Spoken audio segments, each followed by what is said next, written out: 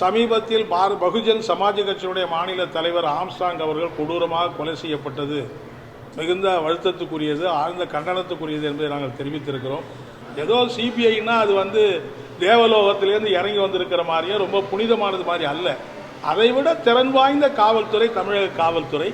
ஆனால் எங்களை பொறுத்தவரையில் அதில் சிபிஐ விசாரணை என்பது அவசியமற்றது. ஆனால் அதே சமயம் தமிழகத்தில் சமூக விரோதிகளை அடக்குகிறோம் என்கிற பெயரில் அடிக்கடி காவல்துறை என்கவுண்டர் செய்வது என்பது ஒரு நல்ல நடைமுறை அல்ல. அது ஒரு மோசமான கண்டனத்துக்குரிய நடைமுறை.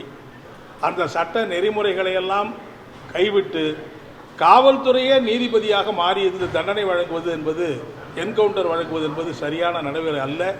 இந்த மாதிரி தமிழக அரசு காவல்துறைக்கு கட்டுப்பாடற்ற அதிகாரங்களை கொடுப்பது கூடாது. அது அரசுக்கு அவப்பெயரை தான் உண்டாக்கும். கிட்டத்தட்ட நீங்கள் பார்த்தீங்கன்னு சொன்னால் மின்சார வாரியம் ஒரே வாரியமாக இருந்தது, பல கூறுகளாக பிரிக்கப்பட்டிருக்கிறது. அது ஒவ்வொன்றும் நாளைக்கு தனியார் மையத்துக்கு கார்ப்பரேட்டுகளுக்கு அடமானம் வைக்கக்கூடிய நிலைமை என்பது உருவாகிறது. இதைத்தான் மோடி அரசாங்கம் பின்பற்றுகிறது. அந்த கொள்கையை மாநில அரசு தலைமையில் திணிக்கிறது. மின்சார வாரியங்களுக்கு மத்திய அரசு கொடுக்கக்கூடிய கடன், உதவி திட்டத்தின் கீழ் கடன் உட்பட வழங்கப்படும் என்று மத்திய அரசு கட்டாயப்படுத்துகிறது. அதை பின்பற்றி இன்றைக்கு தமிழக அரசும் மின்சார கட்டணத்தை உயர்த்தியிருப்பதை மார்க்சிஸ்ட் கம்யூனிஸ்ட் கட்சி ஏற்கவில்லை. ஏற்கனவே அதிகமான சுமைகளை தாங்கிக் கொண்டிருக்கிற தமிழக மக்கள் தலையில் இந்த சுமையை ஏற்றக்கூடாது, அந்த சுமையை திரும்ப பெற வேண்டும் என்று நாங்கள் கேட்டுக்கொள்ள விரும்புகிறோம். மார்க்சிஸ்ட் கம்யூனிஸ்ட் கட்சியினுடைய மாநில குழு கூட்டம் இன்று காலை சென்னையிலே துவங்கியிருக்கிறது. நடைபெற்ற நாடாளுமன்ற தேர்தலுக்கு பிறகு, விக்கிரவாண்டி இடைத்தேர்தலுக்கு பிறகு தமிழகத்தில் இருக்கிற அரசியல் சூழ்நிலை பற்றி விவாதித்து சில முக்கியமான முடிவுகளை மேற்கொள்வதற்காக இந்த மாநில குழு கூட்டம் நடைபெற இருக்கிறது.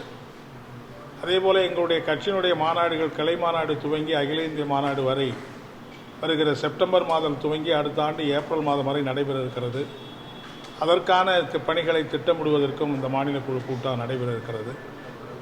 குறிப்பாக தேர்தலுக்கு பிந்தைய அரசியல் சூழ்நிலையில் தமிழ்நாட்டில் பாஜகவினுடைய நடவடிக்கைகளை முறியடிப்பதற்கும், மத்தியிலே ஆட்சி பொறுப்பிலே ஒரு சந்தர்ப்பவாத கூட்டணி அமைத்து உருவாக்கி இருக்கிற மோடி அரசாங்கம் மீண்டும் மீண்டும் மாநிலங்களுடைய உரிமையை பறிப்பது, எவ்வளவு வற்புறுத்தி போராடினாலும் நீட் தேர்வை நாங்கள் கைவிட மாட்டோம் என்று மறுப்பது போன்ற இந்த நடவடிக்கைகளை எதிர்த்து இயக்கம் நடத்துவதும், அதேபோல மாநில சுயாட்சி, சமூக நீதி உட்பட பல்வேறு கோரிக்கைகளை வலியுறுத்தி இயக்கம் நடத்துவது குறித்து நாங்கள் இந்த மாநில குழுவில் இயக்கம் நடத்துவ தீர்மானிக்க இருக்கிறோம் என்பதை சொல்ல விரும்புகிறோம். குறிப்பாக வருகிற நாடாளுமன்ற கூட்டத்தில் மத்திய அரசாங்கம் பட்ஜெட் தாக்கல் செய்ய இருக்கிறது.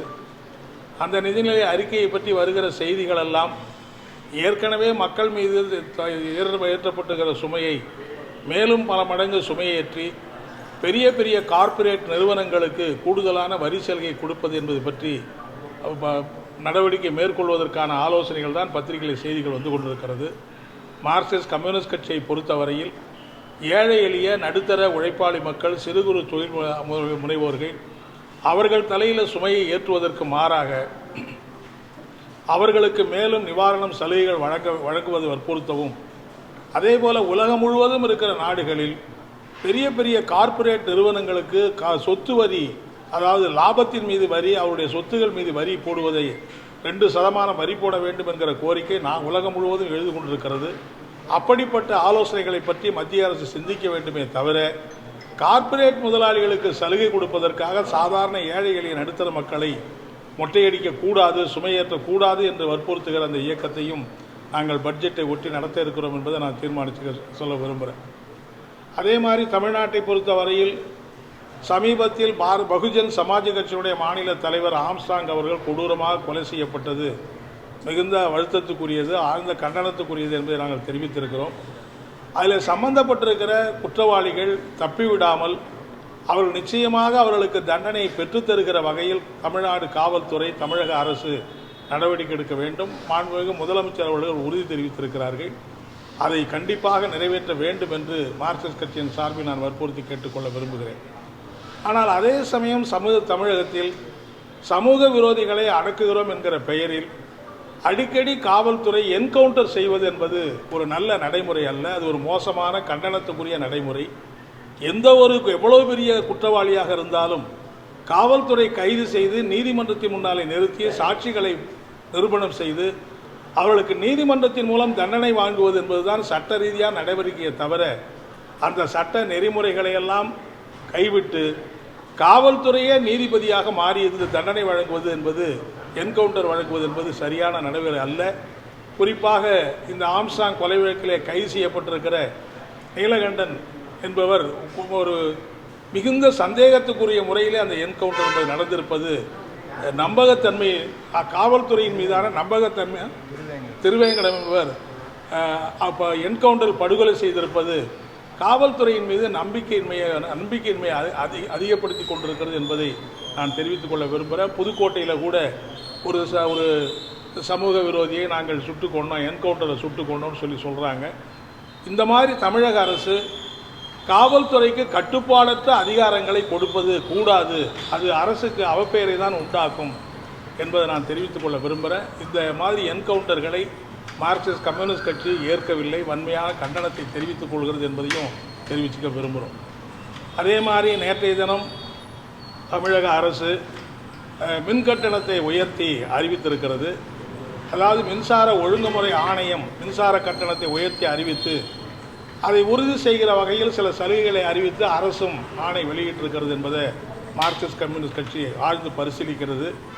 விரிவான தீர்மானத்தை நேற்றைய எங்களுடைய மாநில செயற்குழு சார்பில் நாங்கள் வெளியிட்டிருக்கிறோம். குறிப்பாக மின்சார வாரியத்தை, அரசு பொதுத்துறையில் இருக்கக்கூடிய மின்சார வாரியத்தை முழுக்க முழுக்க தனியார் மயமாக்கி தனியார் கூட்டு கொள்ளைக்கு வழிவகுக்கக்கூடிய கொள்கையைத்தான் ஒன்றிய பாஜக அரசு தொடர்ந்து நிறைவேற்றி கொண்டிருக்கிறது. கிட்டத்தட்ட நீங்கள் பார்த்தீங்கன்னு சொன்னால் மின்சார வாரியம் ஒரே வாரியமாக இருந்தது, பல கூறுகளாக பிரிக்கப்பட்டிருக்கிறது. அது ஒவ்வொன்றும் நாளைக்கு தனியார் மயத்துக்கு, கார்ப்பரேட்டுகளுக்கு அடமானம் வைக்கக்கூடிய நிலைமை என்பது உருவாகிறது. இதுதான் மோடி அரசாங்கம் பின்பற்றுகிறது. அந்த கொள்கையை மாநில அரசு தலைமையிலே திணிக்கிறது. அது மட்டுமல்ல, ஒவ்வொரு ஆண்டும் குறைந்தபட்ச 6% கட்டண உயர்வு அல்லது விலைவாசி புள்ளிக்கு ஏற்ப கட்டண உயர்வு, இதில் எது குறைவானதோ அதை மாநில அரசு மின்சார வாரியங்கள் நிறைவேற்ற வேண்டும். அப்படி நிறைவேற்றினால்தான் மின்சார வாரியங்களுக்கு மத்திய அரசு கொடுக்கக்கூடிய கடன், உதவி திட்டத்தின் கீழ் கடன் உட்பட வழங்கப்படும் என்று மத்திய அரசு கட்டாயப்படுத்துகிறது. அதை பின்பற்றி இன்றைக்கு தமிழக அரசும் மின்சார கட்டணத்தை உயர்த்தியிருப்பதை மார்க்சிஸ்ட் கம்யூனிஸ்ட் கட்சி ஏற்கவில்லை.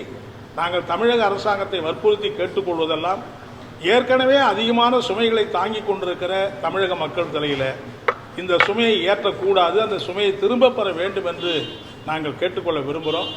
அது மட்டும் இல்லை, மாநில அரசின் கீழ் செயல்படக்கூடிய மின்சார வாரியங்களை மத்திய அரசு கொல்லைப்புற வழியாக வந்து கட்டுப்படுத்துவது, ஆட்டி படைப்பது, கட்டணத்தை அதிகரிப்பது என்பதெல்லாம் நல்ல நடைமுறை அல்ல. அது மட்டுமல்ல, கடந்த அதிமுக ஆட்சியில் மத்திய அரசானுடைய கட்டுப்பாட்டுக்கு பணிந்து அதிமுக அரசு நம்முடைய அதானியினுடைய மிக தரக்குறைவான நிலக்கரியை தரம் உயர்ந்த நிலக்கரியாக மாற்றி, அதாவது தரத்தை உயர்த்தாமல் ரெக்கார்டில் மாற்றி குறைவான விலைக்கு வாங்க வேண்டிய நிலக்கரியை அதிக விலை கொடுத்து வாங்கியதனால மின்சார வாரியத்துக்கு மிகப்பெரிய இழப்பு ஏற்பட்டிருக்கிறது. அந்த சுமையெல்லாம் இப்போ மக்கள் சுமக்க வேண்டிய கட்டாயம் ஏற்படுகிறது. எனவே இது போன்ற இந்த அமைப்புகளை தமிழக அரசு மறுபரிசீலனை செய்ய வேண்டும். அந்த மின்சார வாரியத்துக்கு ஏற்பட்டிருக்கிற இழப்பீடுகளை போக்குவதற்கு மாற்று வழிகளை யோசிக்க வேண்டும் என்று மார்க்சிஸ்ட் கட்சியின் சார்பில் நாங்கள் வலியுறுத்தி இருக்கிறோம். ஒரு மாநில அளவிலே அதை வலியுறுத்தி ஒரு இயக்கம் நடத்துவதை பற்றியும் எங்களுடைய மாநில குழு கூட்டத்திலே நாங்கள் ஆலோசிக்கப் போகிறோம் என்பதை நான் தெரிவித்துக் கொள்ள விரும்புகிறேன்.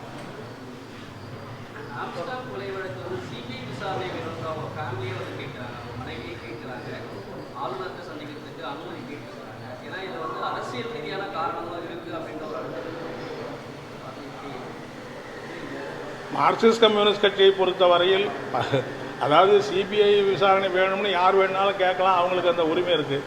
ஆனால் எங்களை பொறுத்தவரையில் அதில் சிபிஐ விசாரணை என்பது அவசியமற்றது. மாநில காவல்துறையே, ஏன்னா இப்போ சிபிஐ வந்து தூத்துக்குடி துப்பாக்கிச்சூடு சம்பவத்தில் சிபிஐ விசாரணை எவ்வளவு மோசமாக இருக்குங்கிறத சென்னை உயர்நீதிமன்றம் கடுமையாக வந்து குற்றம் சாட்டியது. ஏதோ சிபிஐனா அது வந்து தேவலோகத்திலேருந்து இறங்கி வந்திருக்கிற மாதிரியே ரொம்ப புனிதமானது மாதிரி அல்ல.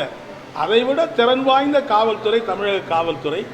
எனவே இந்த விசாரணையை, தமிழக காவல்துறை விசாரணையை போதுமானது என்பதுதான் மார்க்சிஸ்ட் கம்யூனிஸ்ட் கட்சியுடைய நிலைப்பாடு.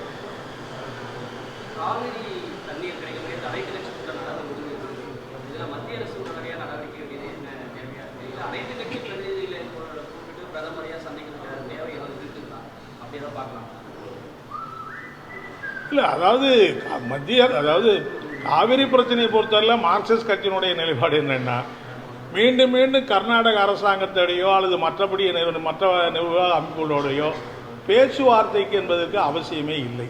ஏன்னா ஒன்ஸ் நீண்டகால வழக்கு நடந்து வாத பிரதிவாதங்கள்லாம் நடந்து உச்சநீதிமன்றம் கடைசியாக தீர்ப்பு கொடுத்துருச்சு. எனவே உச்சநீதிமன்ற தீர்ப்பை அமுல்படுத்த வேண்டிய பொறுப்பு ஒன்றிய அரசுக்கு இருக்கு. அதை ஒன்றிய அரசு நிறைவேற்ற வேண்டும் என்றுதான் மார்க்சிஸ்ட் கம்யூனிஸ்ட் கட்சியின் சார்பில் நாங்கள் வற்புறுத்தி கேட்டுக்கிறோம். முதலமைச்சர் அனைத்து கட்சி கூட்டத்தை நடத்தி அனைத்து கட்சி சார்பில் தீர்மானங்களை நிறைவேற்றி இருக்கிறாரு. வழக்கு தொடுப்பதை பற்றியும் முடிவுகள் மேற்கொள்ளப்பட்டிருக்கு. அந்த முடிவை நாங்கள் வரவேற்கிறோம். நன்றி.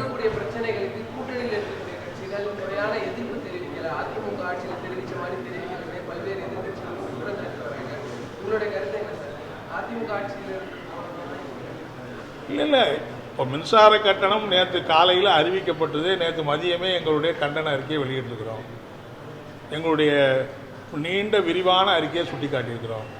இன்றைக்கி எங்களுடைய மாநில குழு கூட்டத்தில் மின்சார கட்டண உயர்வை திரும்ப பெறணும், மத்திய அரசு மாநில அரசுகள் கட்டணத்தை உயர்த்துவதற்கு மாநிலங்களை மின்சார வாரியத்தை நிர்பந்திக்கக்கூடாது என்ற கோரிக்கைகளை வலியுறுத்தி நாங்கள் இன்றைக்கி இயக்கம் நடத்த தீர்மானம். இதில் எங்கே நாங்கள் இயக்கம் நடத்தலை, இதை இது பண்ணலங்கிற பிரச்சனை எங்கே வருது? எனவே எங்களை பொறுத்தவரையில் மக்கள் நலன் சார்ந்த பிரச்சனைகளில் அரசியல் ரீதியாக பிஜேபியை எதிர்த்து போராடுவதற்கு திமுக உள்ளிட்ட இந்தியா கூட்டணி கட்சிகளோடு நாங்கள் இணைந்திருந்தாலும் மக்கள் நலன் சார்ந்த பிரச்சனைகளில் பாதிப்பு வருகிற பொழுது நிச்சயமாக மக்கள் நலனை முன்னிறுத்தி எங்களுடைய இயக்கத்தை நாங்கள் நடத்திக்கிட்டு தான் இருக்கோம். ஓகே, நன்றிங்க.